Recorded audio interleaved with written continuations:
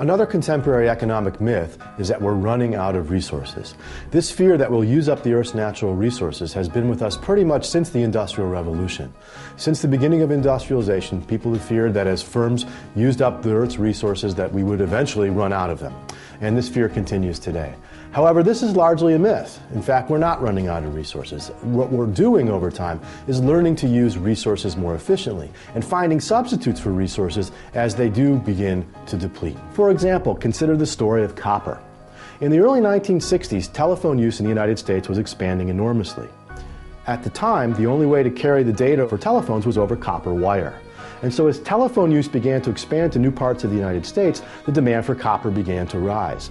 As the demand for copper began to rise, so did the price. The result of this is people began to worry we wouldn't have enough copper to wire the entire country for telephone use. But as we know, we managed to get around this problem. How did we get around it?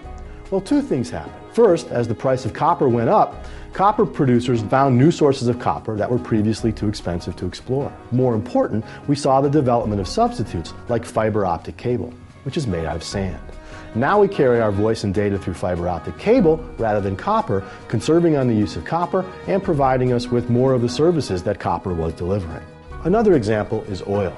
Ever since crude oil was first refined in the 19th century, people have been concerned that we would eventually run out of oil.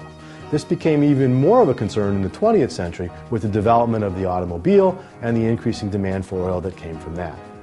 But despite the concern that we might be running out, the reality is that proven reserves keep growing year after year, even as people are concerned that we're running out. If we look more closely at the data, what we find is that in 1882, estimates were that only 95 million barrels of oil remained. Given that we were consuming oil at 25 million barrels per year, that wasn't going to last very long.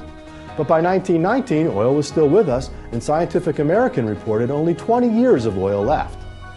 Fast forward to 1950, over 30 years later, oil's still with us, and then the American Petroleum Institute estimated 100 billion barrels of oil left. Notice, that's 10 times the oil that was left in 1882. By 1956, people were predicting peak oil in the United States by 1970. But by 1980, remaining proven oil reserves were at 648 billion barrels. By 1993, 13 years later, that had grown to 999 billion barrels. By the year 2000, it was over $1 trillion. And most recently, in 2008, best estimates are 1.2 trillion barrels of oil remaining.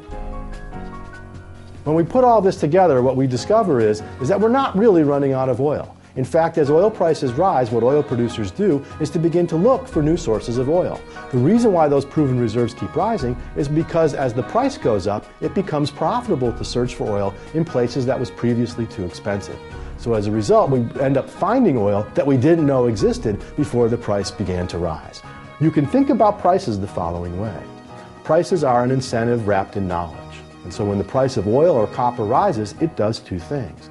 It provides the knowledge to producers that signals to them it's time to find substitutes or it's time to find more efficient ways of using the good. But not just the knowledge, it also provides them with an incentive to do so. At the higher price, again, new sources of resources become more profitable. As consumers balk at buying the good, substitutes become more profitable as well.